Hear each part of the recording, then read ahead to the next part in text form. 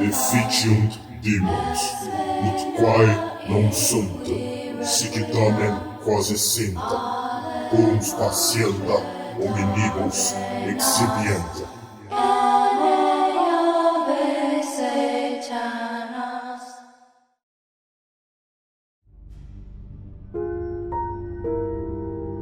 Sou cego desde o nascimento. À medida que cresci, tudo foi descrito para mim com detalhes tão vívidos que nem percebi porque era tão importante ver, especialmente por não ter um ponto de referência para comparar. Morávamos em uma casa de fazenda de 1 andar. Foi o que papai me disse. Em minha mente, é claro, eu podia ver, embora ao contrário de uma pessoa com visão. Eu tinha consciência especial. Eu sabia onde era o meu quarto, onde ficavam o banheiro e a sala e a cozinha. Cada parede tinha sua própria textura. Não sei se isso foi feito de propósito, ou se pude sentir coisas que outros nunca notaram.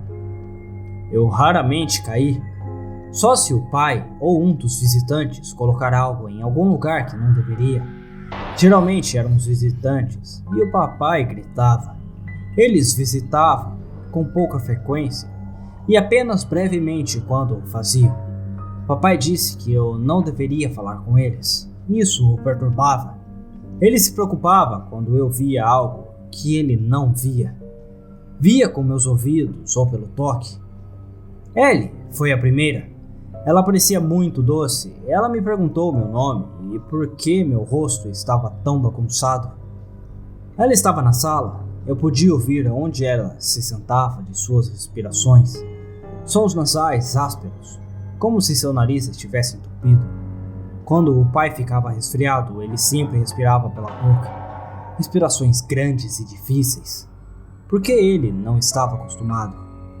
Quando as pessoas mencionavam meu rosto, eu sempre o tocava, tentando descobrir por que era tão estranho para elas. Quando eu perguntava se podia tocar no delas, sempre havia uma pausa. Achei que as pessoas que enxergam nunca fariam isso. Por que elas precisariam? Quando perguntei a Ellie se podia tocar o seu rosto, ela concordou com relutância, mas momentos depois papai entrou na sala e perguntou com quem eu estava falando. E eu disse a ele, ninguém. Ele sempre me punia quando eu falava sobre eles. Acho que isso o assustou. Ele pegaria o meu braço e me levaria embora. Eu ficaria desequilibrado e desorientado a ponto de, quando ele finalmente me colocasse no chão, minhas mãos procurariam freneticamente ao meu redor até que eu soubesse aonde eu estava. Geralmente era o meu quarto, embora de vez em quando ele me deixasse do lado de fora, no meio do nada. Isso era pior. Eu estaria perdido e com medo. Ele me contou sobre a estrada que passava em frente à casa e explicou que os sons que eu ouvia eram de carros, que me matariam se me tocassem. Esses sons eram meu único meio de reconhecer meus arredores. Esperei até ouvir um, e então sabia para onde correr de volta para casa. Eu ouvi Ellie naquela noite. Ela sussurrou para mim, dizendo que estava com medo. Eu sussurrei de volta, mas ela não ouviu. Perguntei ao papai sobre Ellie. Ele não queria falar sobre ela. Eu perguntei a ele por quê, e ele não respondeu. Quando eu disse a ele que ela perguntou sobre o meu rosto, ele perguntou como eu respondi. Eu disse a ele que queria tocar no dela. Ele riu. Embora eu soubesse que ele não estava feliz, eu podia ouvir a diferença. Quando você ri por prazer, sua boca está bem aberta. Quando você finge, sua boca está quase fechada. Para mim, a diferença era óbvia. Não foi até que eu fosse mais velho que ele explicou. Ele disse que morávamos em um lugar especial, conectado ao outro mundo, que às vezes escapam pessoas mortas, pessoas que morreram com dor e queriam alcançar os vivos. Ele explicou que, como eu não conseguia ver, consegui sintonizar isso, que eles sabiam que eu estava ouvindo quando os outros não estavam. Ele disse que eu tinha que ignorar. Caso contrário, ele me disse, eles se agarrariam e nunca mais me deixariam. Tudo que os mortos querem é voltar a viver, disse ele. Era perigoso e eles iriam me enganar. Ele disse que sabia como lidar com eles, mas não poderia evitar se eles se apegassem a mim. Alex apareceu para mim alguns anos depois. Ela me disse que estava perdida e não sabia onde estava. Eu disse a ela que não tinha permissão para falar com ela. Ainda assim, ela implorou por ajuda. Fiquei quieto sabendo o que aconteceria se eu dissesse alguma coisa. Você falou com eles? Perguntou o pai. Embora eu tivesse chateado, eu disse a ele que não. Eu gostaria de poder ajudá-la. Eu sabia o que era estar perdido, e isso me assustava. Alex não sussurrou nada para mim. Eu a ignorei e ela me ignorou. Papai me salvou, e eu fiquei agradecido. Depois de Alex, eu sabia o que precisava fazer.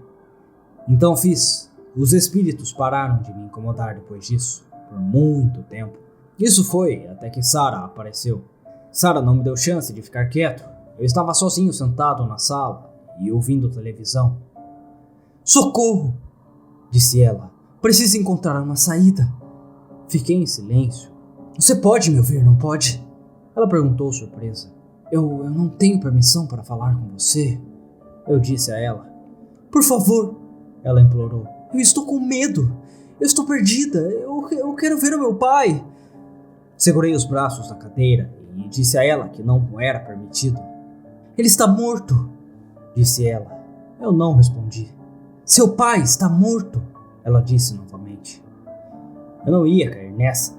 Ouvi batidas ao redor da sala quando as coisas começaram a voar e as prateleiras começaram a tremer. Pare com isso, eu gritei. E aconteceu. Por favor, me ajude a sair daqui. Não ia falar com ela. Fiz a única coisa que pensei que ajudaria. Destranquei a porta da frente, esperando que ela saísse correndo e se perdesse, como eu faria. Quando não tive mais notícias dela, tranquei a porta e me sentei. Eu escutei atentamente para qualquer sinal de que ela ainda estava lá. Exceto pelos sons da TV, ela estava silenciosa. Eu odiava quando meu coração disparava. Fiquei muito consciente da sensação de tic-tac subindo e descendo dentro do meu peito, como se estivesse prestes a explodir. Quando ouvi a voz do meu pai, gritei. Filho, disse ele, preciso da sua ajuda. Eu acho que estou morrendo. Eu fiz o que ele me disse para fazer. Eu não falei. Se ele morresse, nunca me deixaria. Em vez disso, corri para o ar livre e gritei por socorro. Gritei até minha voz ficar rouca. Ouvi sons de carros correndo na estrada em frente à minha casa. Gritei até ouvir alguém responder. Era uma mulher. O que há de errado? Eles perguntaram. Eu disse a eles que acho que meu pai estava morrendo. Eles perguntaram o que havia acontecido com meu rosto. Implorei a eles que me ajudassem e eles prometeram que me fariam. Sentei-me na grama e esperei. Algum tempo depois, a mulher voltou para mim e perguntou se poderia segurar a minha mão. Eu sinto muito, ela me disse. E ouvi o som de sirenes e de pessoas correndo. Eu perguntei o que estava acontecendo. A mulher disse que estava lá para mim. Quando o barulho diminuiu, um homem me fez uma pergunta. Sou paramédico, disse. O que aconteceu com seu rosto? Eu disse a ele que estava tudo bem. Ele perguntou se eu tinha certeza, e eu disse que sim. Ele perguntou se eu me importava que ele tocasse meu rosto. Eu disse que estava tudo bem. Um momento depois senti uma liberação de pressão de volta na minha testa, e o ar estava frio contra a minha pele. Parecia que estava descascando uma laranja. Eu imaginei isso na minha cabeça, e me preocupei que ele iria expor as minhas entranhas. Eu gritei e perguntei o que ele estava fazendo. Ele me disse que tudo ficaria bem, e a mulher apertou a minha mão, me dizendo para ser corajoso. Eu não sabia o que estava experimentando. Senti uma dor forte dentro da minha cabeça, como quando você bate a canela contra algo duro, seguindo por algo que passei a entender como brilhante. Doeu muito e eu comecei a chorar. O que aconteceu com seus olhos? Perguntou o paramédico. Eu disse que eu estava cego. Ele pediu para verificá-los. A dor voltou quando ele os examinou. Você conhece ele? O homem perguntou à mulher que me ajudou. Ela disse a ele que eu estava gritando por socorro e que ela veio em meu socorro, mas que nunca havia me visto antes. Quanto tempo você teve sua lesão no olho? Ele perguntou-me. Eu disse a ele que era cego de nascença. Ele me perguntou se eu podia ver seus dedos. Eu disse a ele que não. Ele perguntou se eu poderia abrir meus olhos. Eu disse que não sabia o que ele queria dizer. Ele perguntou se poderia abri-los para mim. Eu não respondi. Então senti seus dedos em meu rosto. Dedos cobertos por algo emborrachado. De repente, tornou-se brilhante novamente. Eu gritei. Ele tentou me acalmar. A mulher apertou a minha mão novamente. Eu não sabia o que estava acontecendo. Coisas que eu não poderia descrever vieram a mim. Era como sempre foi, mas multiplicado por 100 e muito mais real. Eu continuei gritando enquanto uma forma difusa apareceu. Apenas respire, ok? Disse o paramédico. Tudo vai ficar bem. Quando foi a última vez que você viu? Quando meu coração começou a se acalmar, a minha respiração desacelerou. Fiquei distraído com o que estava vivenciando. Isso me surpreendeu. Eu queria chorar. E eu chorei. Há quanto tempo? Ele perguntou novamente. Eu nunca vi antes, eu disse a ele. Disseram-me para manter uma máscara de olho durante a maior parte do dia, tirando apenas à noite no início, para permitir que meus olhos se ajustassem. Ao mesmo tempo, fui colocado sob custódia de minha tia e meu tio, e nem sabia disso a princípio. Eles ficaram chocados com o que aconteceu comigo e com o fato de eu nunca ter frequentado a escola. Os últimos anos têm sido uma montanha-russa. Os médicos disseram que talvez eu nunca tenha uma visão perfeita. Embora o pouco que tenho seja uma dádiva de Deus, eu vou aceitar o que puder. Só recentemente aprendi a ler e escrever. Peço desculpas se meu português não é o melhor. É o melhor que posso fazer. Tenho perguntado a minha tia o que aconteceu com meu pai, mas tudo o que ela diz é que ele morreu de um ataque cardíaco. Perguntei que tipo de homem ele era, e ela disse que ele era seu irmão, e ela vai amá-lo, não importa o que. Meu tio não quer falar sobre ele. Tenho usado muito o computador recentemente, e estou gostando muito da internet. Eu não posso acreditar que tal coisa existe. Depois de ficar tão sozinho por tanto tempo, posso falar com quem eu quiser e quando eu quiser. Embora tenha medo disso, afinal, como saber se a pessoa com quem estou falando está viva? Ninguém parece compartilhar as preocupações de meu pai sobre isso. Hoje eu estava em um fórum discutindo o mundo espiritual. Fiquei muito feliz em encontrar pessoas com quem eu poderia me relacionar. E alguém curioso sobre o meu nome de usuário me enviou um link para um artigo em um site de crimes reais. Era sobre meu pai e mencionou meu nome. Eles me perguntaram quem eu era e se eu era a mesma pessoa. De acordo com o artigo, minha mãe havia desaparecido logo após o meu nascimento. Dizia que eu estava amarrado de modo que não podia ver, que meu pai sempre quis uma filha. Eles encontraram 14 corpos no porão. Logo disseram que um escapou, uma garota chamada Sarah Frank. Foi ela quem chamou a polícia. Eles encontraram o carro do meu pai estacionado nos fundos da casa. Eles supuseram que ele carregava suas vítimas para o porão pela entrada da tempestade e as deixava lá. Sarah conseguiu fugir depois que ela concordou em ser sua filha após 4 dias de tortura contínua. Ela o esfaqueou com uma faca que ele havia colocado no balcão para passar manteiga em uma torrada. Eu não queria acreditar. Eu não tenho certeza se fosse pelos nomes das vítimas, mas 2 das quais se destacaram, Ellie Farmer e Alex Riddle. Eu tinha falado com os 2 na sala de estar. Até hoje me pergunto se meu pai foi honesto comigo sobre uma única coisa em sua vida. Ao longo de tudo isso, uma questão permanece acima de todas as outras. Falei com Ellie e Alex antes ou depois que ele os matou?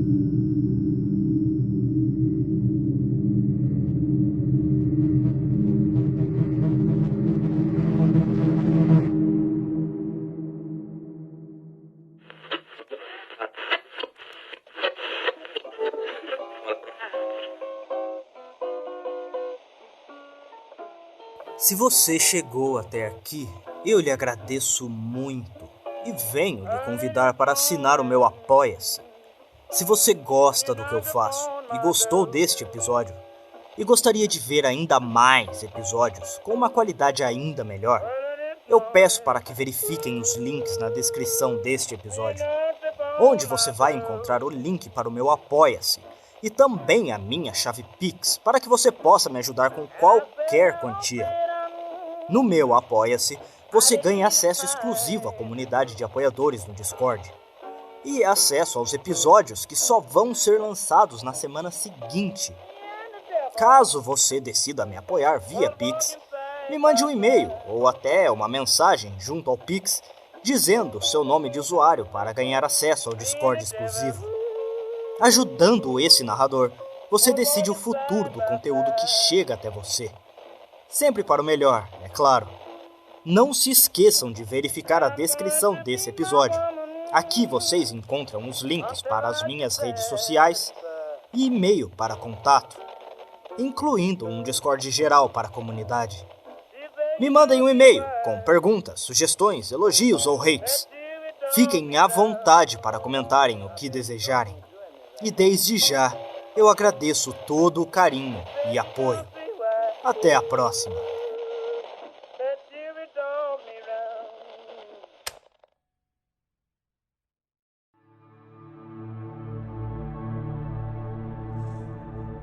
Irmãos e irmãs, vamos nos reunir ao redor do altar e prestar homenagem àqueles que nos apoiaram em nossa jornada para descobrir o conhecimento proibido das divindades místicas. Suas contribuições são a força vital que alimenta nossa devoção aos seres antigos que residem além do ferro.